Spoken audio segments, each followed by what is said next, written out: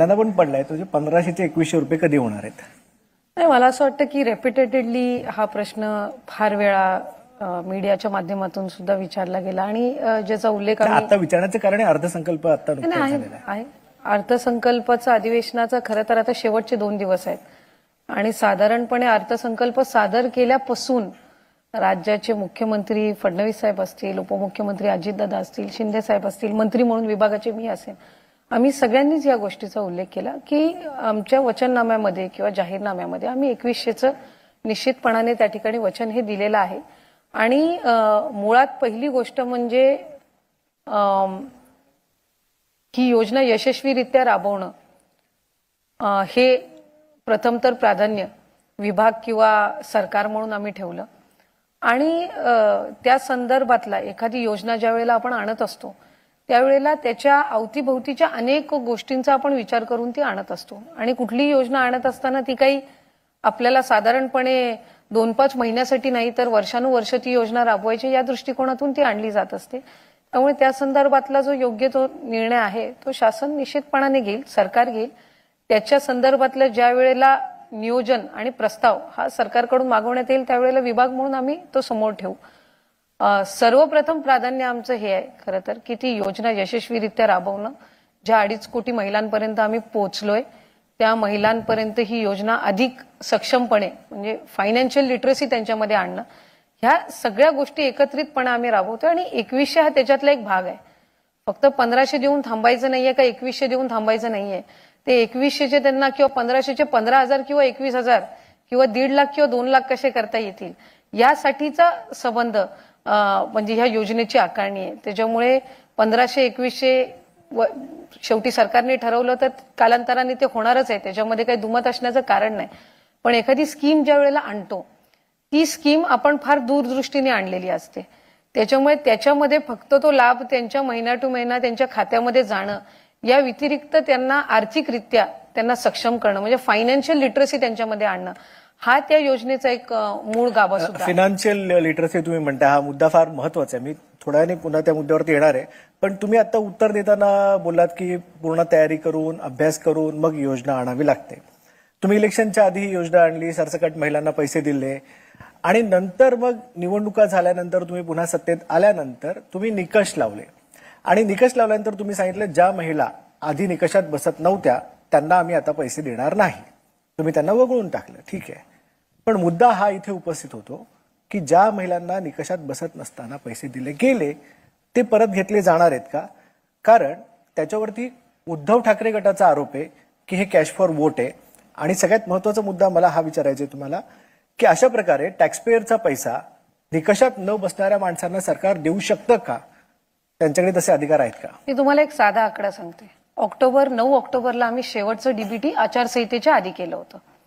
त्यावेळेसच्या लाभार्थ्यांची संख्या होती 2,33,00,000. आम्ही फेब्रुवारी महिन्यामध्ये जो लाभ वितरित केला त्या लाभार्थ्यांची संख्या 2,47,00,000 2,47,00,000. आणि ऑक्टोबरमध्ये आम्ही ज्यावेळेला शेवटचं डीबीटी केलं त्यावेळेला संख्या होती 2,33,00,000. म्हणजे हा जो आरोप मुळात केला जातो की निवडणुकीच्या आधी ज्यांना दिलं त्यांना तुम्ही निवडणुकीनंतर वगळलं, मग संख्या तर आमची वाढलेली आहे लाभार्थ्यांची. त्याच्यामुळे हा फक्त एक थोडं थांबवतो. मुद्दा वगळण्याचा नाहीये. तुम्ही नवीन महिलांना योजना देताय, आनंद आहे मला त्यांचा. पण ज्यांना वगळलं गेलं आणि ज्या निकषात बसल्या नाहीत आणि ज्यांच्यापर्यंत हप्ते पोहोचले आपल्याला याच्या संदर्भातच फार गैरसमज आहेत आणि प्रत्येकाला वाटत असतं की आपण ते योग्य पद्धतीनं मांडतोय. आमच्याकडे सप्टेंबर महिन्यामध्ये शेवटचं रजिस्ट्रेशन झालं होतं. कारण आपण GR मध्ये शासन निर्णयामध्येच निर्गमित केलं होतं की 28 जूनला योजना घोषित झाली. जुलै, ऑगस्ट, सप्टेंबर 3 महिने रजिस्ट्रेशन चालू राहणार. ज्या वेळेला सप्टेंबर महिन्यामध्ये जसं रजिस्ट्रेशन होत गेलं त्यावेळेला टोटल रजिस्ट्रेशन होतं 2,63,00,000. हे कधी होतं? सप्टेंबर महिन्यामध्ये ज्या वेळेला रजिस्ट्रेशन संपलं, ऑक्टोबरमध्ये आचारसंहिता लागण्याच्या आधी हे रजिस्ट्रेशन होतं. स्क्रुटिनीची प्रोसिजर ही जुलै महिन्यापासूनच सुरू झाली होती. जुलै महिन्यामध्ये साधारणपणे आम्हाला 1,15,00,000 का 1,20,00,000 रजिस्ट्रेशन झालं होतं. त्याच्यातनं आम्ही ऑगस्ट महिन्यामध्ये लाभाचं वितरण केलं पहिलं रक्षाबंधनच्या आधी, ते 1,07,00,000 होतं. हे केलं ते होतं 1,52,00,000. आणि ऑक्टोबर महिन्यामध्ये जे शेवटचं डीबीटी केलं होतं 2,33,00,000. बरोबर. आणि त्याच्यानंतर आचारसंहिता लागली आणि सप्टेंबरमध्ये रजिस्ट्रेशनची मुदत संपलेली होती. स्क्रुटिनी ही प्रोसिजर त्यावेळेसपासूनच सुरू होती.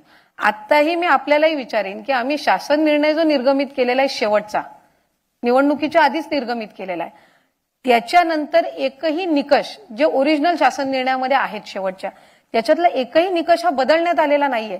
जर निकष बदलण्यात आला असता तर ही संख्या किती प्रमाणामध्ये गेली इथेच मेघ हे, जर निकषात बसत नव्हती तर पैसे का दिले मग? पण मुळात ही गैरसमजच आहे की त्यांचे पैसे काढून घेतलेले आहेत. आताही एकाही महिलेचे पैसे स्टेटमेंट होतं की ज्या महिला निकषात बसत नाहीयेत. आपण एक गोष्ट लक्षात घ्या, आम्हीही ज्या वेळेला स्टेटमेंट देतो माध्यमांसमोर त्यावेळेला आम्ही काय स्टेटमेंट दिली होती? कंप्लेंट बेस्ड स्क्रुटिनी, म्हणजे एखाद्या जिल्ह्यामधून जर तक्रार आली की एखाद्या अर्जदाराने किंवा एखाद्या लाभार्थींनी एका आधार कार्डवर 10 अकाउंटची नावं टाकून जर त्यांनी लाभाचं हे केलं असेल तर त्याची स्क्रुटिनी, आणि ही निवडणुकीनंतर नाही केलेली आहे. ऑगस्ट महिन्यामध्ये पण अशा केसेस झालेल्या आहेत, आपल्याही पोर्टल किंवा न्यूज चॅनल्सवर त्याच्या आलेल्या आहेत. माझा पुढचा प्रश्न आहे की अशा केसेस आल्यात तर त्यांचे पैसे परत घेतलेत का मग? पण त्यांना मुळातच डीबीटी करतानाच दिले गेलेले नव्हते. ह्या ज्या केसेस आहेत ह्या दर 2-3 महिन्यांनी न्यूज चॅनल्सवर दाखवण्यात येतात. सो मग तुमचा असा दावा आहे का की कुठल्याही महिलेला जी निकषात बसत नाही तिला पैसेच दिले गेले नाहीये? कुठलीही महिला जी निकषात बसत नाही तिला पैसेच दिले गेले नाही? आता या संदर्भामध्ये म्हणजे जसा मी म्हटलं की अनेक मिसकन्सेप्शन्स तयार करण्यात आले. ही स्कीम आहे साधारणपणे 5 किंवा 6 महिन्याची. तसं बघायला गेलं तर तुमच्या इतर ज्या योजना आहेत, संजय गांधी निराधार योजना असेल, नमो शेतकरी योजना असेल, इतर ज्या योजना असतील त्या तुलनेमध्ये आज मुख्यमंत्री माझी लाडकी बहीण ही स्कीम आहे साधारणपणे जुलै महिन्यामध्ये त्याचा हे आपण सुरुवात केलं, म्हणजे ते 6 महिने आणि आत्ताची 3 म्हणजे 1 वर्षाचा कालावधी पण अजून स्कीमला झालेला नाहीये. प्रत्येक स्कीम ज्या वेळेला आणली जात असते त्यावेळेला तिच्यामध्ये वेगवेगळ्या सुधारणा या होत असतात. कुठली बघा, म्हणजे संजय गांधी निराधार योजनाही म्हणा, वर्षातून एकदा त्याची स्क्रुटिनी होत असते. त्याचं कारण काय की जे लाभार्थी तुमचे असतात, म्हणजे आज समजा लाडकी बहीणचे लाभार्थी आहेत, याच्यासाठी आपण एज ग्रुप काय ठेवलेला आहे? 21 ते 65, बरोबर आहे.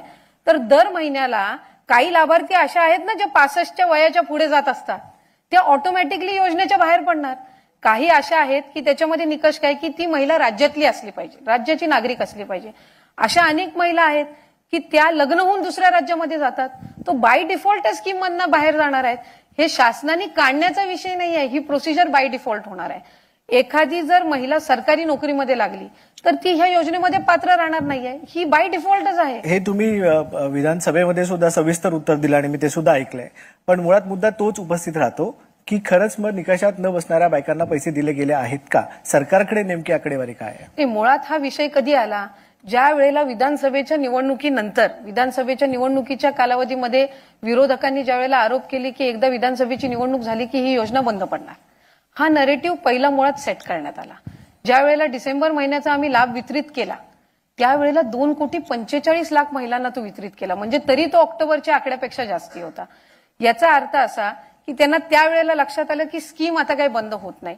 मग स्कीम बंद होत नाही म्हटल्यावर वेगवेगळ्या पद्धतीचे त्यांनी आरोप केला की हा कॅश फॉर वोट आहे, तुम्ही पैसे देऊन मतं विकत घेतली. पण कुणाचे पैसे परत घेतलेलेच नाहीयेत तर हा विषय येतो. नाही, त्यांचा पुढचा आरोप असा आहे की हा कॅश फॉर वोट आहे. त्यांच्या जाहीरनाम्यामध्ये तर त्यांनी सांगितलंय की आम्ही 3,000ची स्कीम आम्ही जाहीर केली असती जर आम्ही सत्तेत आल्यानंतर ना.